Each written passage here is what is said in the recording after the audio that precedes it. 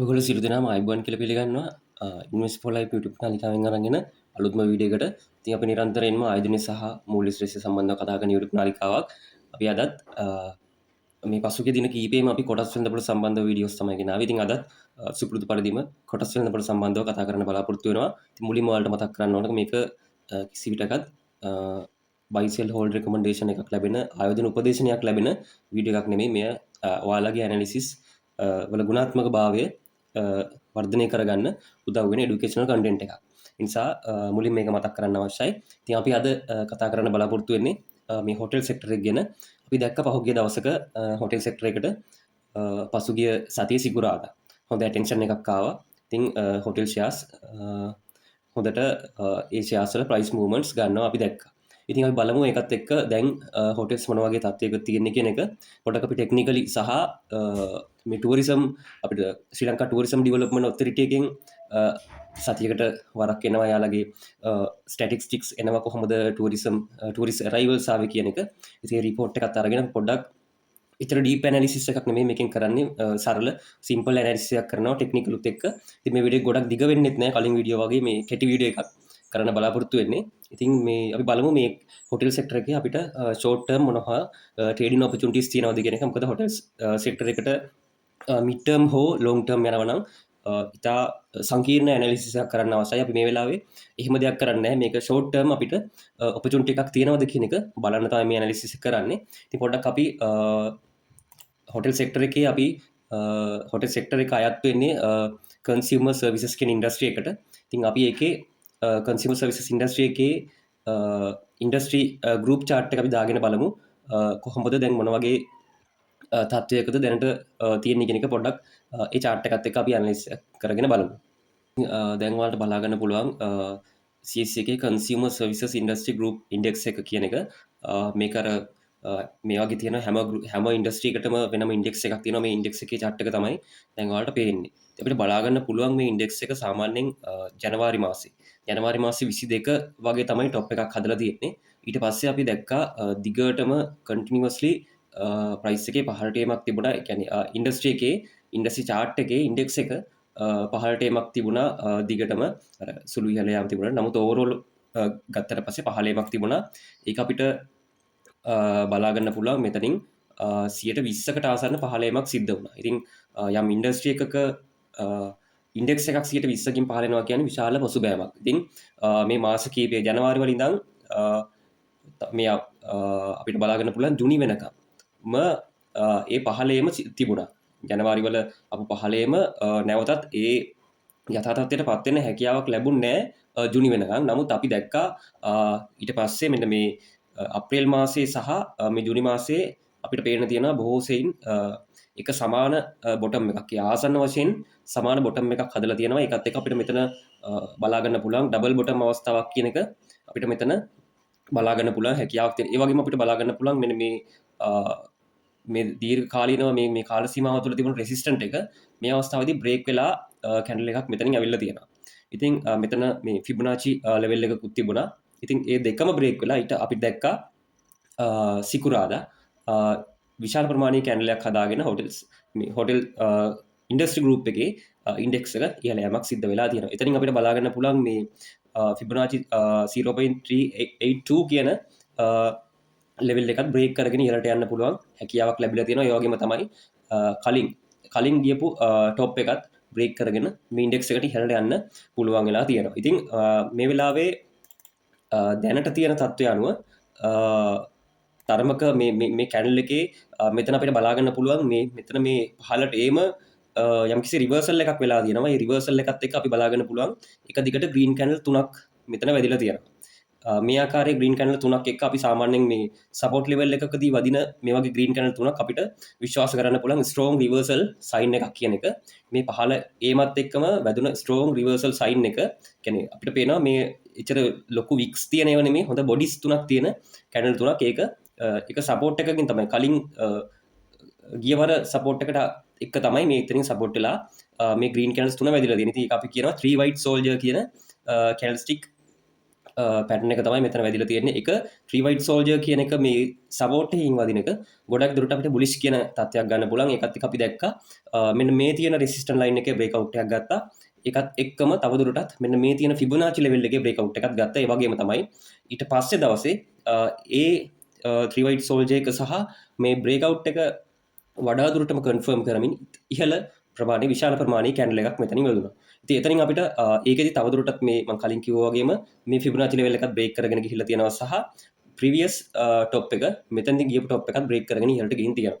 ඉතින් මේ වෙලාවේ අර ටෙක්නිකලි බුලිෂ් සත්‍යයක් පේන්න තියෙනවා මේ තියෙන කැන්ඩල්ස් වල. ඒ කියන්නේ ඉන්වෙස්ටර්ස්ලාගේ ඇටෙන්ෂන් එක මේ හොටල් සෙක්ටර් එක පැත්තට ඇවිත් තියෙන බවක් අපිට තාක්ෂණික වශයෙන් විශ්ලේෂණය කරද්දී අපිට පේන්න තියෙනවා. පොඩ්ඩක් බලමු මේකේ RSI එක බලනකොට RSI එකත් 66 ආසන්නයේ තියෙනවා. ඉතින් අපිට පේනවා මේක ටික ටික මේ ඕවර්බෝට් ටෙරිටරි එකට ආසන්න අවස්ථාවකට එන බවක් පේන්න තියෙනවා. ඉතින් මේක RSI එක 70 80 අතරට එනවා කියන්නේ RSI එක 70 උඩට යනවා කියන ඕවර්බෝට් අවස්ථාවක්. ඉතින් මේ ඕවර්බෝට් අවස්ථාව නමුත් 70 80 අතර ඕනම එකක අපිට සාමාන්‍යයෙන් අපි දැකලා තියෙනවා ඉතා වේගෙන් ඉහළ යන්න පුළුවන් අවස්ථාවක් වෙනවා මේ ආසනයට ආවිති එක ආයෝජකයන්ගේ තියෙන ඇටෙන්ෂන් එක සහ මේවට තියෙන මේ සමාගම් වලට තියෙන මේ සෙක්ටර් එකේ තියෙන සමාගම් වලට තියෙන ඉල්ලුම සැපයීම තීරණය වෙනවා. අපි තාක්ෂණික වශයෙන් අපි විශ්වාස කරන්නේ මේ ඕවර්බෝට් සිටු මේ ලෙවල් එකට ආවට පස්සේ වඩා ආකර්ශනීය තත්ත්වයක් එනවා කියන එක තමයි අපිට පසුගිය කාල සීමාවන් වල මේ ටෙක්නිකල් හැසිරීමත් එක්ක අපිට පේන්න තියෙන කොළඹ කොටස් වෙළඳපොළ තුල. ඉතින් අපිට ඉස්සරහට ඉදිරි දිනවලත් මේ බුලිෂ් ගතිය කන්ටිනියු වෙයි කියන එක අපිට තරමක උපකල්පනයක් ගන්න පුළුවන් හැකියාව තියෙනවා. ඉතින් ඔන්න ඕක තමයි මේකේ තියෙන ටෙක්නිකල් තත්ත්වය. අපි පොඩ්ඩක් ඉක්මනින්ම යමු. වීඩියෝ එක තවත් දික් වෙන්න නොදී ඉක්මනින්ම යමු. අපිට බලා ගන්න පුළුවන් මේ ශ්‍රී ලංකා ටුවරිසම් ඩෙවලොප්මන්ට් ඔතොරිටි එකෙන් යාලා රිපෝට්ස් දානවා. ඉතින් අපිට දැනට තියෙනවා වීක්ලි රිපෝට් එක ඇවිල්ලා තියෙනවා. ඉතින් මේ වීක්ලි රිපෝට් එක අපි බලා ගන්න පුළුවන්. මේකේ ජුනි මාසේ දවස් 26ක රිපෝට් එක අපිට මෙතන පේන්න තියෙනවා. ඉතින් මේකේ බලා ගන්න පුළුවන් 2025 ජුනි මාසේ දැනට තියෙන ඩේටා මෙතන බලා ගන්න පුළුවන්. ඉතින් මෙතන අපිට බලා ගන්න 2018 2024 2025 කියන වර්ෂ ගත්තට පස්සේ ජූලි මාසේ තමයි ඊළඟට අපිට එන්න තියෙන මාසය. දැන් ජුනි මාසේ අපිට පේන්න තියෙනවා දැනට දවස් 26ක් ඇතුළත මේ 2024 සීමාව ඉක්මවා යන්න හැකියාව ලැබිලා තියෙනවා.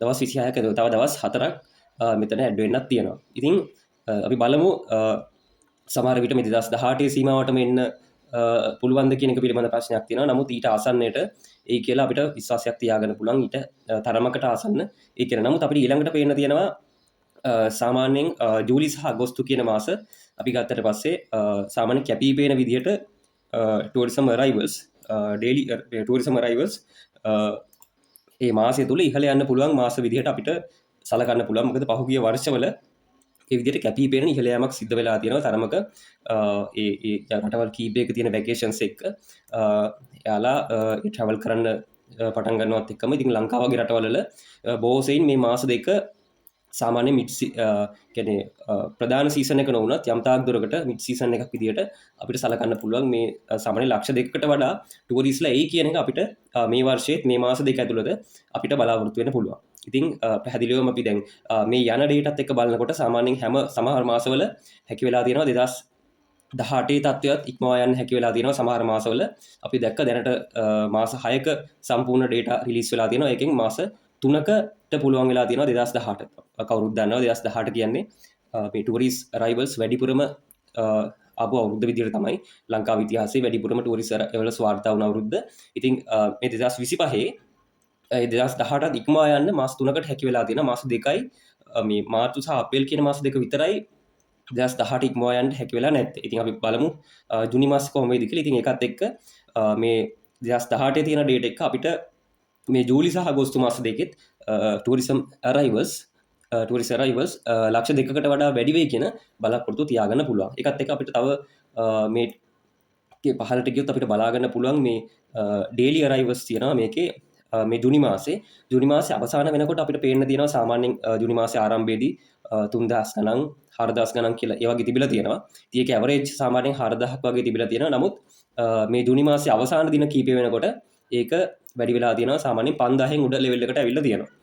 ඉතින් ජුනි 26 වෙනකොට 7100ක් ඇවිල්ලා තියෙනවා. ඒක අපිට තරමක පොසිටිව් තත්ත්වයක් වෙන්න පුළුවන්. මොකද ජූලි මාසයේ ගෙන යම්කිසි අදහසක් ගන්න පුළුවන් මෙතනින්. මොකද ඩේලි අරයිවල් නම්බර් එක 7000න් උඩ ලෙවල් එකට ආවා කියන්නේ මේ ජුනි මාසය අවසන් වෙනකොට. ඉතින් ඉදිරි දවස් ටිකෙත් මේ වගේ ප්‍රමාණයක්ම කන්ටිනියු වුණොත් අපිට ජූලි මාසයේ ඉතාමත්ම හොඳ ටූරිස්ට් අරයිවල්ස් ප්‍රමාණයක් බලාපොරොත්තු වෙන්න පුළුවන්. මොකද ජූලි කියන්නේ අපි කලින් කතා කරා වගේම තරමක දුරට සීසන් එකක් විදිහට අපිට සලකන්න පුළුවන්. මිඩ් සීසන් එකක් විදිහට.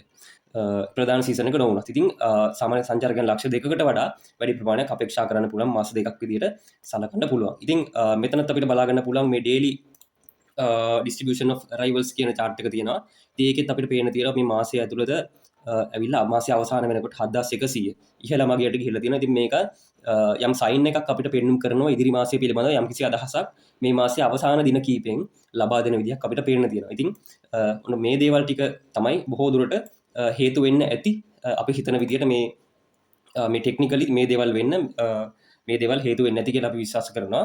මේ එකවර මේ ආයෝජකයන්ගේ වඩාත් හොඳ ඉල්ලුමක් වඩාත් හොඳ ඇටෙන්ෂන් එකක් මේ සෙක්ටර් එකට එන්න. ඉතින් ඉදිරියේදී අපි බලමු කොහොම වෙයිද කියන එක. ඉදිරියේදී මෙන්න මේ ලෙවල්ස් අපිට මොනිටර් කරගෙන ඉන්න වෙනවා. ඉතින් මේ ලෙවල්ස් වලට කොහොම රියැක්ට් කරයිද ආයෝජකයන්ගේ ආකර්ෂණය කොහොම එයිද කියන එක ඉදිරි දින කීපේ කොහොම වෙයිද කියන එක අපි මොනිටර් කරගෙන ඉමු. ඒකත් එක්ක මම වීඩියෝ එක මෙතනින් අවසන් කරන්න බලාපොරොත්තු වෙනවා. ඉතින් මෙතෙක් වෙලා මේ වීඩියෝ එකත් එක්ක රැඳී සිටි ඔයාලට ස්තුතියි. මේ channel එක subscribe කරලා නැත්නම් අනිවාර්යෙන්ම subscribe කරලා bell notification එක on කරලා තියාගන්න. ඉතින් මේ වීඩියෝ එක හොඳයි නම් අනිවාර්යෙන්ම like කරගෙන යන්න. ඔයාලට මොන හරි කියන්න දෙයක් තියෙනවා නම් හො දැනගන්න දෙයක් තියෙනවා අනිවාර්යෙන්ම comment එකක් දාගෙන යන්න. ඉතින් ඔයාගේ යාළුවෙක්ට බලන්න මේ වීඩියෝ එක අනිවාර්යෙන්ම share කරන්න. ඉතින් මේ වීඩියෝ එක මෙතනින් අවසන් කරනවා. මෙතෙක් වෙලා රැඳී සිටි ඔයාලට ස්තුතියි.